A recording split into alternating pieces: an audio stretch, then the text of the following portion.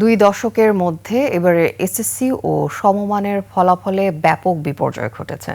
পাশের হার ৬২.২৫%। ফেল করেছে প্রায় ৬,৯১,০০০ শিক্ষার্থী।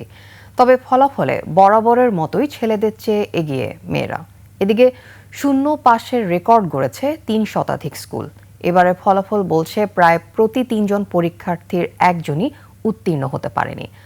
আগামী বছর পাশের হার শূন্য হলে সেসব প্রতিষ্ঠানের এমপিও বাতিলের হুঁশিয়ারি দিয়েছেন শিক্ষামন্ত্রী। আরও জানাচ্ছেন আদিত্য মামুন। ফল হাতে পাওয়ার পর কারো মুখে স্বস্তি, কারো চোখে হতাশা, আবার প্রত্যাশিত ফল পেয়ে অনেকেই উল্লসিত।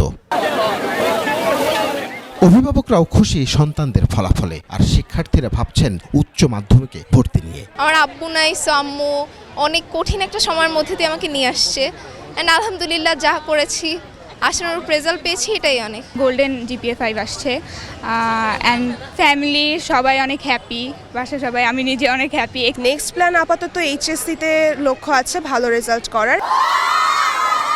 তবে সার্বিক ফলাফলে এবারও ছেলেদের তুলনায় এগিয়ে মেয়েরা। GPA 5-এর ক্ষেত্রেও মেয়েরাই এগিয়ে। মানে আশার থেকেও ভালো রেজাল্ট করেছে। মেয়েও GPA 5 পাইছে। এখন আমরা কলেজ প্যারেন্টসের মুখ উজ্জ্বল করতে পেরেছি, আলহামদুলিল্লাহ। এটা মনে করেন আমি আমার প্যারেন্টস দিয়ে যাব। এই নোটিশ বোর্ডটি শুধু পাশ ফেলের চিত্রই তুলে ধরছে না, বরং HSC-তে তারা কোন শিক্ষা প্রতিষ্ঠানে এবং কি নিয়ে পড়তে পারবে তারও একটি সম্ভাবনার দুয়ার রচনা করেছে।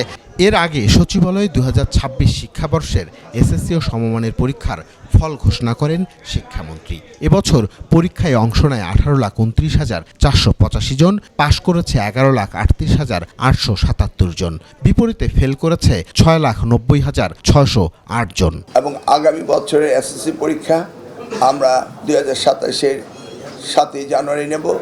এইভাবে ক্রমান্বয়ে পরীক্ষা আমরা এগিয়ে আনছি। গত বছর পাশের হার ছিল 68.45%, অর্থাৎ এক বছরে কমেছে 6.20%।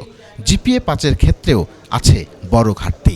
312টি প্রতিষ্ঠানের কেউই পাশ করেনি। যেই সমস্ত ছাত্রছাত্রীরা তাদের খাতা পুনর্পরীক্ষার জন্য আবেদন করবেন, তাদের সম্পূর্ণ খাতা পুনঃপরীক্ষণ করা হবে। ফলাফলের এই পতনের কারণ নিয়ে প্রশ্ন উঠেছে শিক্ষা ব্যবস্থার মান, মূল্যায়ন পদ্ধতি এবং শিক্ষার্থীদের প্রস্তুতি নিয়েও।